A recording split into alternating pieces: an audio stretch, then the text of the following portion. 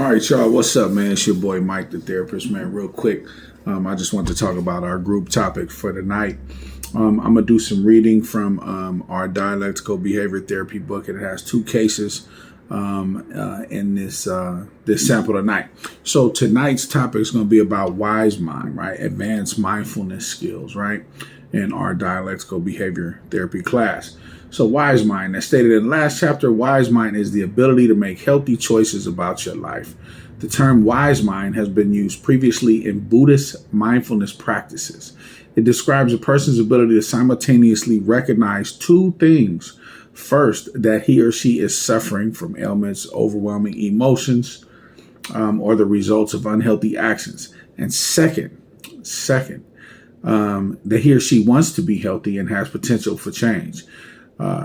Dr. Linehan, Marshall Linehan, who created DBT, has acknowledged that Zen Buddhist practices greatly influenced the development of dialectical behavior therapy. So it's not surprising that dialectical behavior therapy also recognizes that a person needs to, one, both accept their pain, while two, simultaneously engaging in actions that help alleviate the pain and suffering.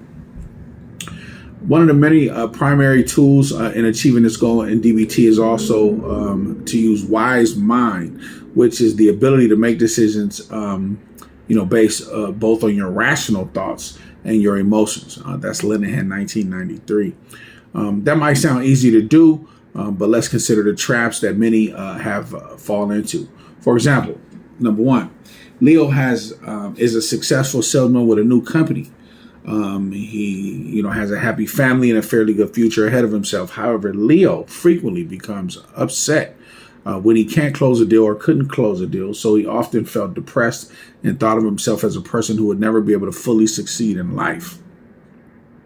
Despite the positive feedback he receives from his supervisors, Leo couldn't shake the feeling of failure that from deals that he couldn't close. So as a result, a few months after starting his job, Leo the Lion just quit.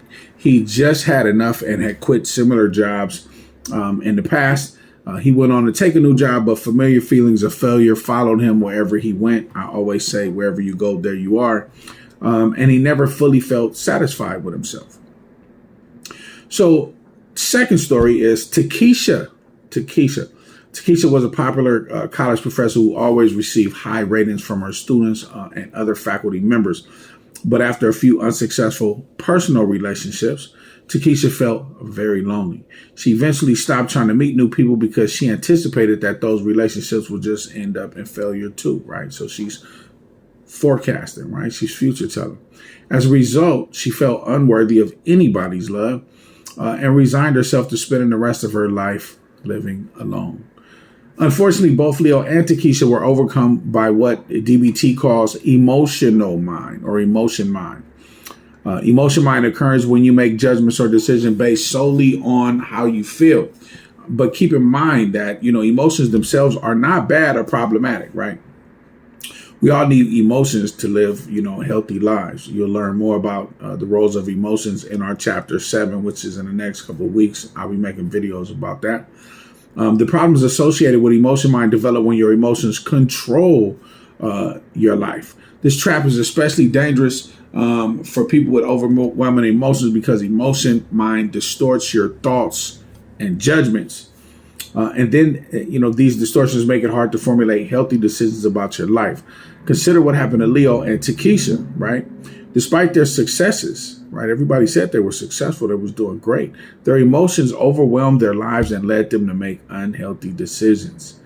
The balancing counterpart to emotional mind is reasonable mind, right? Reasonable mind is the part of your decision-making process that analyzes the facts of the situation, thinks clearly about what is happening, considers the details, and makes rational decisions.